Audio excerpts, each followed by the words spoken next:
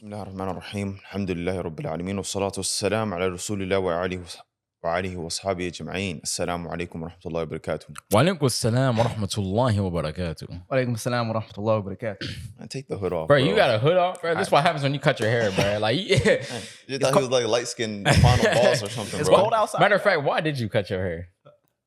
I don't even know why you did that. You just Brother can't get a haircut nowadays. nah, just why? Just explain to us why. Just so it's easier for me to wake up. That's it, man. That's the truth.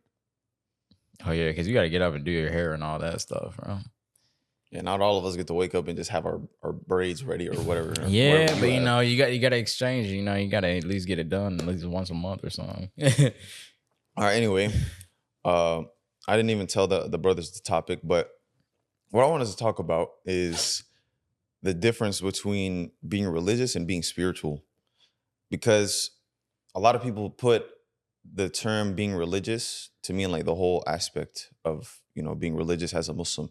But honestly, you have people who forget the spiritual aspect of being a Muslim and people who forget the religious aspect of being a Muslim. The religious aspect being taking heed of your actions, your actual good deeds that you have to do to earn the mercy of Allah. Like, you can't just believe in Allah, think, oh, Allah is the most merciful, but then you don't do any of your good deeds and you think you're going to go to Jannah or something. But then you also can't just be someone who only does good deeds and you have no spirituality. You don't have an actual relationship with Allah. All you do is these good deeds. You trap yourself trying to do good deeds on top of good deeds, but you don't actually have a relationship with Allah. And what I mean by that is like, you don't make dua asking Allah for who He is. You just make dua just to make dua, or you just pray just to pray. Oh yeah, I'll give you a good analogy for this.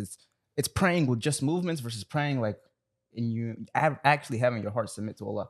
You get me? So it's like sometimes some people, or like even I used to struggle with this when I was younger. It's like when I prayed, I just thought it was Allahu Akbar, Allahu Akbar, Allahu Akbar. I Sheikh Ferrari. I used to go super fast. I just think I completed the prayer. That was it. That's fulfilled the obligation. But you have to really deep. You have to really deep what you're saying. You have to really like when you say Allah subhanahu wa ta'ala is the greatest, nothing else matters right now. You know, you're praying. You say your Fatiha and you recite a short surah from the Quran. You have to remember Allah in these moments. Allah subhanahu wa ta'ala says you establish the prayer for His remembrance. You got to understand that. And then you also reflect upon also what you're saying too. Because especially if, you know, you're someone where, you know, Arabic is not your language, right? Or it's not the language that you primarily speak. And you're just sitting there, you're going through the movements. And then you finally take the time to actually just understand exactly what you're saying, what Allahu Akbar actually means, or what Subhana Rabbil Azim means, or Subhana Rabbil Ala actually means. And then that sense of peace that you get after the prayer, like there's nothing comparable to that. Or when you're sitting there and you're listening to the Imam recite, or when you're sitting there reciting yourself and you feel that in your heart, there's no other feeling that can beat or compete or compare to that type of feeling. You know, one thing I also, you know, I see it often on social media, subhanAllah, is a lot of people have like, I don't know, maybe a view of their own of Islam. I've seen this trend going around. It was weird. It was like, the propaganda I'm not falling for as a Muslim. Bro. Yes, I was literally just thinking about that, bro. Like it was crazy to think like, dude, I see that the thing pop up and I was like, dude, this is actually kind of scary, bro. Like explain what it is. So like, for example, you could be like, things I will not, propaganda I refuse to fall for as a Muslim. And then it's like, some things that they say is just completely outrageous that just go completely against Islam. Like, for example, I refuse to believe that every Muslim will enter into Jannah or something like that. You know, things of that nature. Like, what are some outrageous things that you see? No, people were saying like, oh, that Jannah is only reserved for Muslims. But we can't say anything for who Jannah is reserved for. That's for one. But we can just go based off of what the Quran and Sunnah tells us. Mm-hmm. And that is for one, that it is reserved for people who Allah deems to be worthy of Jannah by His mercy. That could be someone who was Muslim. It could be someone who was not Muslim their entire life, and then they became Muslim just by the feeling in their heart, or like the iman they had in their heart. Because everything that we do is between us and Allah at the end of the day. Exactly. Allah subhanahu wa ta'ala says the only distinction between us, or even the Rasul, or even in the Sunnah, it's taqwa. It's like your God consciousness, the fear that you have for Allah. That's the only distinction between any person, any human being, between me, between you, not our hair, not the way we look, not our money, not any of these things. That's the only way you can really raise your rank and honor is through your taqwa. That's what we believe in Islam. And when you look at it like that, I can't see how much taqwa you have. I can't see how much taqwa Osman has. That's exactly like, so it's not for me to say you're going to Jannah, you're going to Jahannam. It's like, I can't. something like it's not known to me. I'm not Adam al-Ghaib. I don't know. I'm not the knower of the unseen. So it's like one of those things where people are just speaking on what they don't know about. And there's a lack of a lot of things, which is why I pose this difference of religiousness versus spirituality. Because when you're religious, of course, you wanna up the amount of good deeds you want to do. But as you're doing more good deeds, you want to make sure your spirituality is following suit. Because if you have weak spirituality, then doing these good deeds is not really going to fulfill you as much as you want. But when you're building that relationship with Allah and your spirituality is following suit, meaning you have this personal relationship with Allah, meaning your relationship is not like the next person. It's not like your family member. It's not like your friend. Like you have your own relationship. The du'as you make, the way you feel when you're making du'a, that's completely different than what someone else is feeling. The way you feel when you're praying, it may be different. Some people may respond better when they feel like, oh, this is the last prayer I'm ever going to do. Some people may respond better when they're thinking about a different thing to help them focus in the prayer. But that's that relationship that you have with Allah. And what does fear of Allah mean? This God consciousness doesn't just necessarily mean fear of Allah's punishment. It's just thinking about when you're in a certain situation, how are you meant to react in this situation? Because when you think of Allah, you're going to react differently. When Allah is constantly on your mind, you're always going to react in the way that Allah wants you to react, not in the way that Shaitan would want you to react. Because in a situation where you're arguing and you get angry, that's going to take your iman away. You might say something you'll regret. You might do an action, a physical action. You might hurt someone. These are not things that Allah would be pleased with. So when you have God consciousness, those things will stop you from doing something that you might regret later on. Or speaking about fearing Allah, another way is when you truly, truly love somebody, what do you fear? You fear losing this person. You're losing that relationship. Yeah, you don't want to lose that relationship. You wouldn't do anything to sever that relationship. And if you did do something, you'd be doing your best to go ahead and correct that. So when it comes to our relationship with Allah, which is the best type of relationship we'll have in this dunya and the afterlife, right? It's the fact that, all right, we have to fear that, our iman can be taken from us at any moment. That this is the biggest blessing that was given onto us, right? So we have to take care of it, right? When we go against Allah, when we sin against ourselves, we have to go ahead and seek Allah's forgiveness because we don't want to lose that relationship. It's the fact that sin that you might commit, that might be the last, like, khalas. It's fear that repentance, like there could be a seal on your heart. You don't know what could happen. You don't know that it could push you into negligence. Yeah, look, and also, something that really frustrates me that I see on social media is that, a lot of people who give da'wah or they try to give reminders. A lot of people may give reminders based on like one scholar's view. But when you do that, you might neglect what other people might believe. Because there's not one singular view of Islam. There's not one singular view to interpret the religion, which is why we have different madhahib and different scholars who've interpreted the religion. And did the Prophet ﷺ ever say they were wrong? When the Sahaba, they had disputes, there were times where he said both of you are right, because the religion is not necessarily black and white. If it was, then we would only have one way, and that was the only way that there is to follow. But there are different ways to go about following the Quran and Sunnah, because although these things are timeless, the time doesn't stay the same. The times that you live in will never be the same. So you're going to need people to come up with rulings, which is where we get these fatwas from these scholars. But when we go online and put certain things out there that we're not 100% certain on, or you don't know how other people are going to interpret it, that's where it becomes dangerous, which is why, even for myself, I've kind of like taken a step back on like the things that I say, rather than just saying something. I'm thinking like, okay, I'd rather just tell you about like a dua I just found out than anything else, because I'm not 100% certain how this may go about someone else. Someone else may believe a different scholar's opinion on this matter or whatever it is. So I'd rather not talk about it because I'm a layman. We all have to understand our position as people who are like seeking knowledge, because when you're a Muslim, bro, it's like going out there giving out medical advice and you have no credentials. Like there could be 50 different medical opinions on a specific thing. You're out here giving a whole bunch of different opinions, not saying where this opinion came from or how useful it is, but you're just putting it out there for everybody to read and say like, this is the way you should do things. But then someone else might feel something different, but now they feel they're wrong. And that's something that I've been victim of. I'm seeing videos of certain people like posting certain things, and I'm just like, but is this the only way to adopt the religion? Is like this is the only thing that we care about? Which is why I talk about the difference between religiousness and spirituality, because religiousness is going to help you understand the rules and the regulations, things that are forbidden upon you, things that are halal upon you. But is that the whole religion? Is that the main part of the religion? No, it's not. The main part is to understand the oneness of Allah, to develop a relationship with Allah, to pray, to fast, to give zakah. And how do you develop these actions? Is by developing Allah for Allah. Because when you develop Allah for Allah, Allah is going to love you. But to be able to do these actions and want to stay away from what he's forbidden, you have to love Allah. You can't just do it just because you fear him, because you'll never stay in that state. You're never going to succeed only living out of fear of Allah. You have to hope more in his mercy than ever fearing him, because Allah's default in himself is to forgive you, is to show you mercy rather than punish you, especially when you seek forgiveness. Like me and my boy yesterday were talking about this. We were like, the angels on your shoulders. As soon as you do a good deed, or you even have an intention for a good deed, that's recorded. But as soon as you do a bad deed, you have a grace period, because if you seek forgiveness within that grace period, it's never written down. And that is truly just the mercy of Allah right there. Like, if Allah really wanted to punish you, because this was one of the things that I saw in like this propaganda thing. It was like God is a punisher who's waiting to punish us for our sins. I was like, where is this? What Muslim told you this? Like, what? Yeah, but then also on the other hand, you got to also understand the other side too, because you never want to twist things. You might have a person who your intention is to commit a sin, but then your intention is to repent right afterwards. And also then that's also meaningless, because I was watching a video about that the other day and I was thinking, wow, like this is actually quite scary too, because how many times, do we think about something, do it intentionally, and then we're like, oh, I'll just seek forgiveness afterwards. And then it's just like, that forgiveness that you sought out may have not been sincere in that moment, because you already had that thought in your mind. You're like, oh, I'll just do that afterwards. And there's no even guarantee that you're even going to make it through. You see what I'm saying? Yeah. And I think one of the biggest wisdoms, even taking it from that, one of the biggest wisdoms is that when you sin, you said this earlier, when you sin against yourself. You don't harm Allah in any way. Neither does your good acts, does it raise Allah. And it doesn't, it's really for yourself. You have to understand that anything that Allah has made forbidden in the religion, anything that's haram, anything in the Quran that the Quran warns against, it's for yourself.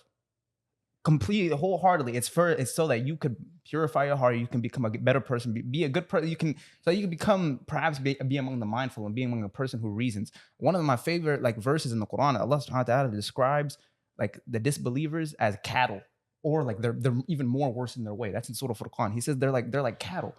And what does that mean? It's like, because it seemed that the only thing that distinguishes human beings from animals is our ability to act on something more than just instinct. We can act on knowledge. We know that it's wrong for us, so we stay away from it. If you find yourself, if you can't see something, even if, no matter what your instinct tells you, if you can't see something and say that it's wrong for you and know that it's wrong for you and stay away from it, what's to say that you're not like a sheep who follows wherever his flock goes? I mean, yeah, that's why we always have to build a strong basis, because two of the biggest, reasons why we're weak is because, one, we lack the ability to say no, and we lack the ability to ask why.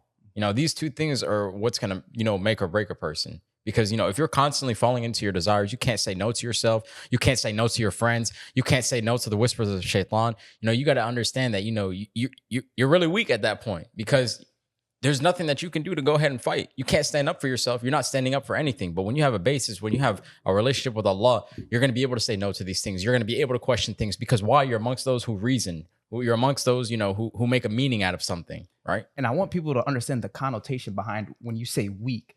I want you to understand how destructive that weakness is. Because if you follow anything that you just desire, if you follow anything you desire, because here's the thing. Every human being, we have a choice. We have a choice. We can choose the command of Allah. We can choose what's right. We can choose what's right for us. Or you can choose whatever your heart tells you. Whenever you feel sleepy, go to sleep. Whenever you feel hungry, let me fill my stomach. And it's like, it can be extremely destructive if you choose always whatever your heart desires. Just like the hedonism. It's hedonistic. And we see how destructive that is. Yeah, one thing that's always sticking with me is what you said, a few weeks ago. Is my religion or my iman just based on how I'm feeling that day? Because if it is, then I'm in real big trouble. You know what I mean? Because there's plenty of days when you don't feel like doing anything, or plenty of days you don't feel like waking up for Fajr, but you got to understand these are things that you have to do, right? This is your obligation as a Muslim. So if these things are all based off feelings, then, what kind of world are we living in? And the reality is, I'm not saying that, you should deny your emotions, because you should acknowledge your emotions. But what I'm saying is you shouldn't allow your emotions to dictate your reality. Because here's the thing, I could be a person, because people are different, right? I could be a person, I get anxiety and I get afraid every time I walk outside. Does that mean I'm going to confine myself into my house and let it determine my reality? That's going to be the way I live? Yeah. You can't let that happen. I can be a person who I love Osman so much that I fear for him so much that I don't want him driving. I don't want him doing anything. I restrict him, right? I try to restrict him as best as I can. But then you see how that becomes destructive when I follow my desires and I don't use reason. I'm not thinking straight. You get me? You can apply that to a marriage, honestly. Exactly. Because you're not thinking straight. You have to be able to use reason and make decisions based off the knowledge and the experiences that you have, and also just generally be able to think things through. Because you have to understand, as a human being, that is our superpower.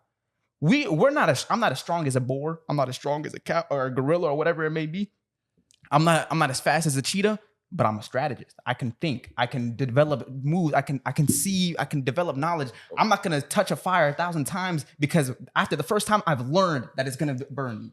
Learn how strong hidayah is, bro. Because when you ask Allah for hidayah, when you ask Allah for guidance, it's not just guidance for like your prayers and whatnot. It's guidance for every decision you want to make, guidance for everything that's going to keep you upon the straight path and to keep you upon His pleasure. Because the pleasure of Allah is everything.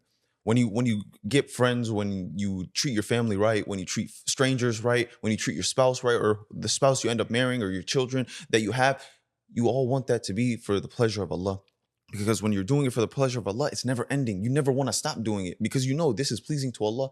You can stop pleasing a person because if you try pleasing a person for the sake of them, one day they might be displeased with you, and everything you did good for them, it's been wiped away. You could do 1,000 rights. As soon as you do one wrong, someone can throw you away. They don't care. But for Allah, that's not how it works. Mhm. For Allah, you could do 1,000 rights. You do one wrong, you seek forgiveness. That wrong is now a right. Yeah, like, how? bro. And you think about it, subhanAllah, that when you have this guidance, you're going to be able to use reason. When things feel difficult, when you're not 100% sure, you'd rather just navigate that as best as you can, knowing that in your heart, in your intention, you're trying to please Allah. If you're not necessarily doing it in that moment, Allah may give you the guidance to show you how to do it differently. Or He may bring you the knowledge to show you how to do it differently. But in that moment, it's really important to understand where your intention lies, because we can't hide behind intention if we're going to do haram. But if we're unknowingly doing certain things, which we all do every single day, we unknowingly do things. We're unaware of certain things, which is why it's so important to keep our intentions in a good place, our intentions in a place where we want to please Allah. If I'm doing anything that's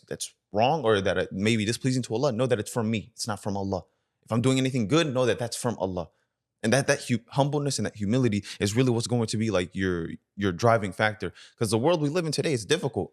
It's difficult. Like we find it difficult to always interpret the Quran and Sunnah, because our interpretations are always going to be wrong. We're opinionated. We follow our desires. When we see something, we're like, you see it all the time on the internet. People will take a Quran verse and be like, bro, that has nothing to do with what the actual verse is talking about. But you try to apply it to today to try to make it more modern and stuff. But that's not how it's going to work.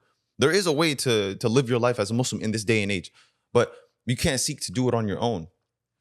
It's the same way, like you can't prescribe yourself medicine because you're not a doctor. Look, there's a reason why Islam is keen on the preservation of knowledge, and that's why even to now I feel like a lot of people got to put more respect on like scholars and people who have really studied, because they've dedicated their entire life to this religion and they truly understand things like how we don't understand them. They pull from knowledge like how we don't understand, like how we don't pull from it. It's like sometimes I'll be reading Quran and I read it, and some verses I kind of won't understand like where it came, like when did it get sent down? What's the context of it? How, like, what does Allah subhanahu wa ta'ala mean by this? And then you go and you look and you see an interpretation and it's explained perfectly. And it's like, these people have not only been learning from it's like a generational thing. It goes back from him to him to him to him to him to him, all the way back to the chain of narration. All the way back to the Prophet sallallahu alaihi wasallam. Exactly. So it's like you got to put a lot of respect on these people and a lot of respect on their opinions. I see like a lot of times nowadays, a lot of people will like try to defame scholars or like try to like say, oh no, this guy's this and this guy's that and this guy's this. I'm like, yeah, like you gotta understand do you know better. You gotta understand what you're saying here. Like you just disrespected this man's entire. He might have dedicated his entire life to this religion, and Allah subhanahu wa ta'ala loves him. And you're here on the internet saying like bad things about him. Like you gotta relax, but you gotta calm down, relax. But bad things, because why? Exactly, because it doesn't align with the your way desires. You think. Exactly. And then here's the thing: people, the reason they say bad things like that, and the reason they try to call people out like that, is it's from their desires. Like no one ever thinks this stuff through. This guy, he spent his entire life dedicated his entire life to this religion just for you to come along and say like, nope. Like, nah, he's wrong. Nah. Because I saw something else. Nah, he's wrong. Like, come on, man. Yeah, because you just got to go back to the basics. I mean, every single prophet literally came with the same message: is to worship Allah, the one who made you. Right? Allah is the worshipped one. So when you worship Allah, like how do we worship Allah? Do I blink 5 times? Do I do some push-ups? Do I start smiling at people? Like what is the worship to Allah? No, Allah sent messengers so that we can go ahead and understand his message. And then the messengers, after that, you have the scholars, right? That go ahead and interpret everything that happened. You have the messenger, then you have, the Sahaba, and then you have the Tabi'een, the Tabi'een, and then you have our scholars, right? And yet you have all these sources of knowledge and guides, right? And yet you sit here and you want to choose what you feel is best. Even if you want to take a minority opinion or whatever it may be, you can never discredit someone who dedicated their life to this, bro. Like that's all I'm gonna tell you. The biggest thing is the fact that they're coming with evidence. Like, where's your evidence? Yeah, subhanAllah. Exactly. Like this is what I mean. Like why we have to put ourselves in a position to be students of knowledge, because yes, there is ikhtilaf. There is differences of opinion in many different places. But if you're not going to take someone else's opinion, you have to be firm upon the opinion you do take. And we can't always just sit here and pick and choose the interpretation that fits our narrative, because Allah talks about that in the Quran. He talks about people who will take interpretations to fit like their own desire. Now, see, you're not always taking an interpretation based on your knowledge and based on what you feel is best for you, based on what you feel is going to bring you closer to Allah. It's based on what's going to help me in the dunya. And it comes back, a circle back to that point where what separates a human being from an animal, it's our ability to act on more than just instinct. Stop taking things from just your instinct and your desires and that natural. Perhaps here's the thing. You might think that the righteous man, you might see the scholar with like he's beautiful, Allahumma barik, like some of the best of men. You might think that they don't have desires. No, they have desires, but they act upon knowledge. Like they choose righteousness. That's the whole point. The blessing from Allah subhanahu wa ta'ala is that He gave us a choice. You can choose to be the best you could possibly be, or you can choose to be like a sheep. You can. It's genuinely that it boils down to that. Every single person that you see them in a high status and you see them in an honorable status. They chose that. They chose that. You have to think they thank Allah for that. Anybody who's pious, anybody who's righteous, Allah subhanahu wa ta'ala, if it wasn't a choice from them, and if it wasn't from like Allah subhanahu wa ta'ala's guidance upon them, there wouldn't be like a status like as-sabiqun, like the forerunners, or ashab al-yamin, or ashab al-shimal. People have to recognize that Allah subhanahu wa ta'ala is just. And if people are being punished, if we know that there's going to be a punishment on the day of judgment and there's also going to be a reward, it's because of what you did. It's going to be like, you chose this. Even a shaitan on the day of judgment, he's going to come, he's going to sing it, like he's going to be saying some things. He's going to say, don't blame me, blame yourself. I gave you a promise, and Allah gave you a promise, and Allah gave you the promise of truth. Shaitan recognizes that Allah subhanahu wa ta'ala gave you the promise of truth. You had the choice. It boils down to that. You can also think of too, is like, we're all going to have regrets on the day of judgment. Some of us may think, oh, I wish I prayed 2 more raka'at. I wish I made more dhikr. Even think about the deeds you do right now and like the direction you're going in life. Is this going to be a regret or something that you can, like, Allah can praise you for on the day of judgment?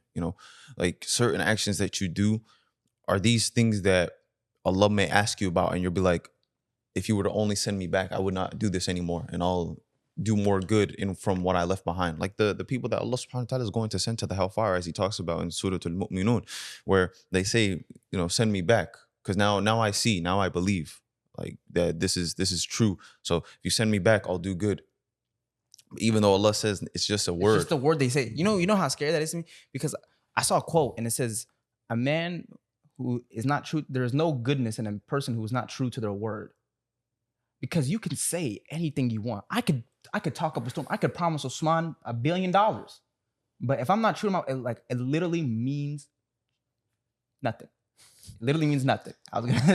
No, but think of this magnitude. You're on the day of judgment, right? You're being judged by Allah. The hellfire is right below you. Allah is judging you, telling you like you're destined to hell. And you're like, okay, no, if you send me back, trust me, I'm going to do good. I'm going to do good deeds. I'm not going to do any bad deeds.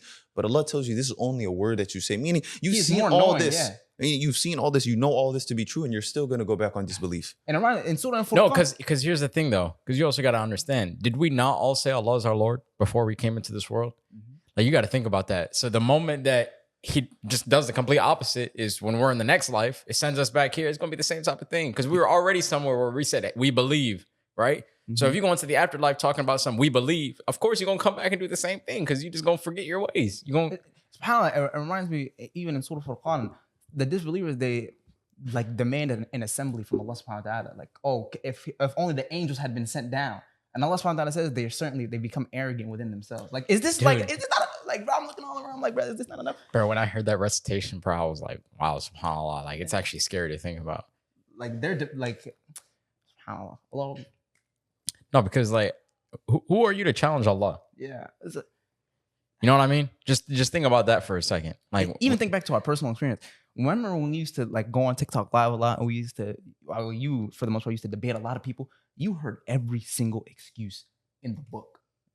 Every single excuse from a Christian, from an atheist, every single excuse, but what about this? No, What about that? You guys are talking about challenging Allah. I mean, think about it even for like how dangerous it is as Muslims when we think of Allah a way that He Like, had if never you think, described Himself. if you think bad of Allah, imagine like how bad, like how destructive it is for a Muslim. Like, you're a Muslim. No. Let's say you think good of Allah, but you think yourself to be much better than you are on the side of Allah. Meaning, like He said, you commit a sin knowingly, and you plan to repent afterwards. You want to know? You know what I think that is? I think that's arrogance. You want to know why? Because you think that you can get away with some things that other people can't get just because, I don't know, I'm special.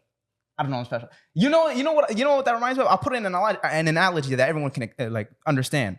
I think that I really don't have to go to the gym that much because my body's just special. I'm gonna get strong. But what's really gonna happen? I'm just gonna get no muscles, no nothing, because my arrogance leads me astray. You got to think about it like that. But humility, on the other hand, this is a really good way to look at humility. Humility, on the other hand, is working as hard as you possibly can and still thinking that, like, subhanAllah, I need to do more, because like like you have fear, you have taqwa, you have fear of losing, you have all these other things, so that you work harder, you work more. But it's true though. Every time that you have humility and you think that you could be doing better, you really can't be doing better. There's always something that you can improve on. So we have to always have that constant state of humility, because the second we become arrogant or we're not humble, then that's when we will be humbled. Exactly. And it's that humility. And you see, earlier I said that arrogance will lead you astray. Look at how that humility causes you to do more good, do more righteous actions. We could talk about like the lives of some of the prophets, right? So like Nuh alayhi salam preaching 950 years. So he was Muslim all this time. Adam alayhi salam, like 1,000 years, he's a Muslim. Prophet alayhi salam, 63 years. 63 years he's a Muslim. He's doing good deeds. His status is above them. Because I mean, for one, look at the humility he had. Who did more good than him? Right? He came with a message. He came to the worst of people to be able to spread it in 63 years, to do all this, in 23 years, and to do all this good and be the highest rank of an individual in the sight of Allah, creation, as a matter of fact, the highest ranking creation of Allah subhanahu wa ta'ala, and the people he's next to, the other prophets that he's next to, who lived longer than him, who probably had more time to do good deeds than him, who had more time to preach their message than him. But look at what you can do in such a little amount of time because of the way Allah subhanahu wa ta'ala has loved you, has blessed him. This is for every individual has this ability to do lots more good deeds. Because it's about the quality. It's like sometimes you have to really be conscious that Allah subhanahu wa ta'ala knows about your condition and knows about you. And one thing I want to bring up is, earlier we were talking about knowledge and acting upon that knowledge. Here's the thing. Here's one of the biggest like lessons I take from the Prophet ﷺ's life. The Prophet ﷺ, he was an illiterate man. He couldn't read or write. And that's the way we know how to gain knowledge now. Allah subhanahu wa ta'ala taught mankind by the pen, right? Prophet ﷺ was given more knowledge than the rest of us. He had knowledge that we didn't have. He was given the Quran. Who gave him that knowledge? Allah subhanahu wa ta'ala gave him that knowledge. It really puts it in perspective that Allah is the one, even though you might be reading and writing and gaining, Allah subhanahu wa ta'ala ultimately is the one who places that knowledge and gives you understanding. And you have to really thank God for that. And that's because I said this earlier, Islam is keen on the preservation of knowledge. The reason why it's so important is because if we can act upon the knowledge that we have, and that's truly powerful. That's powerful for us. Like I said, that's a superpower of a human being. And acting with wisdom, because knowledge is only as good as the wisdom that comes behind it. So when you actually understand the wisdom behind something, and I don't know if I said this on the podcast or not. I may have, but I remember I saw a hadith and I went and talking about it, and then I was told that's not what the hadith is talking about, and I was so confused. I was like, what the fudge? I was like, how many times have I done that where I read a hadith, thought I knew what it meant, but in reality there was like a more deeper scholarly explanation to it, and I was like, oh snap! Like I really don't know nothing. Like I don't know. You can read certain things, but bro, there's a deeper meaning behind a lot of things, because for one, hadith is also like I would not revelation, but it's part of the deen of Islam, right? So everything that the Prophet ﷺ did and he taught, he left behind, these are all things that were inspired by Allah subhanahu wa ta'ala. Yeah, because he never spoke from desire. Exactly. So he never spoke out of his own will, or he never did anything out of his own will that he was going to preach and tell people this is a good deed for you, or this is something good that you could do. Because there's a difference between something that he may have done that you don't necessarily have to do, such as like styling your hair a certain way, or an actual good deed that he did, such as praying the duha prayer or the night prayer or the sunnahs for every single prayer that we have in a day. Those are things that you're recommended to do. You should do these things because these are more virtuous. Smiling at your brother, giving more in sadaqah. These are things that are more virtuous for you to do, even though Allah subhanahu wa ta'ala may not have explicitly explained all of these types of things, maybe because it would have burdened us. So doing them as sunnah shows that as much as you love Allah subhanahu wa ta'ala and you love this religion, loving the Prophet ﷺ and the actions he did and trying to do them as he did, that's how you're going to attain the love of Allah. Because doing something the way that the person that Allah loves most did them, how are you not going to attain his pleasure? Mm-hmm. But you have to do these things with like wisdom, because Allah can give so many people knowledge. We know that Allah may give someone knowledge, they may misuse it. They may conceal it. They might abuse people with it. And the worst of all is like you're given knowledge and you don't use it at all. You don't have the will to act upon it. That's like probably one of the worst things. SubhanAllah. Yeah, exactly, bro. That's why it's so important where we say like, with knowledge, you'll get that religiousness, but with wisdom, you'll get the spirituality that comes with it, because you'll be able to act upon it in a way that elevates you as a human being. Truly, like good character, that's a method of spirituality. You can't just get that from being religious, because someone can be very religious, but they're ugly. Like their character is very ugly. They're a very bad person, but you see them, they pray 5 times a day. They're in the masjid, but why are they abusive to their family? Why do they act very ugly with other people? Right? That's the difference. But why do you think these things go hand in hand? You can't say someone has good character, or you can't say someone has deen without good character. You really can't. Someone can always establish the fard. They can always establish these acts of worship that you can visibly see with yourself. But something like character, that's really within yourself, right? Because that character is going to remain ugly whether they're acting with someone or not. Because Allah's going to see their character no matter what. He's going to see the thoughts that you have about another person. You see someone online, you're assuming the absolute worst of this person. You're backbiting them to yourself, come on. But is that gonna make you a better person? No, it's not. Only up until 1, you can act good with the creation of Allah, and 2, when you're by yourself, you can think the best of everyone. Think the best of yourself, come on. Start by thinking the best of yourself. Think better of who you are and who you're trying to be for the sake of Allah subhanahu wa ta'ala. Because if you're not trying to do good, or if you're not trying to act good for the sake of Allah, or you just want to do it for the sake of pleasing another person, you're going to end up displeased by them and by Allah.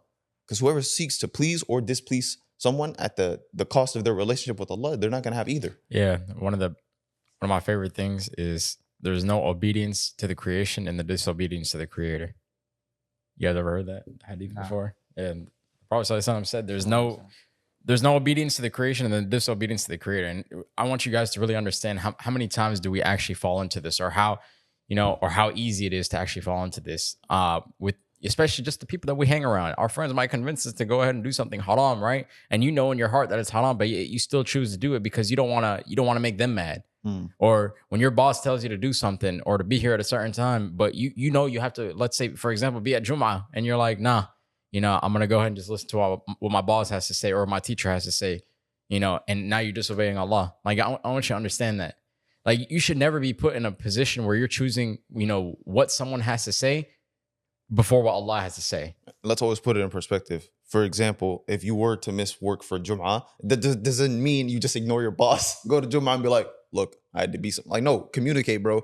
Because if you do these things, this is tying your camel, right? Communicate with your boss. Let him know, hey, I got to be at Jum'ah. This is a religious obligation upon me, and I'll be at work afterward. After that, you trust that Allah is going to take care of that situation for you. If your boss can't see that, even after you've done your part, then that's not for you. Then Allah will give you something better than that. And that's really what we have to realize, that we can't be afraid to do certain things, being afraid of what the result might be. Meaning, if you were to lose your job in that situation, you did your part, but you have to go to Jum'ah. You think Allah won't provide something better for you?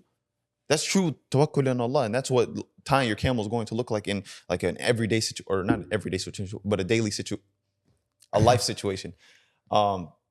Same thing with your friends. If you can't just simply tell them, hey, look, I can't be doing this. I don't agree with these types of Or things. we shouldn't be doing that. Yeah, like guys, I think we should be Yeah. doing something different. You know, this is forbidden upon me. I don't even think it's a good action for us to do or a good place for us to be at. So I'd rather not do it. If they make fun of you or something, or if they talk bad about you behind your back or something, they weren't meant to be your friends. And this is how Allah is going to like show you, give you a sign that maybe you should find different friends, find better friends, friends who might elevate you rather than pull you down when you're hanging around them.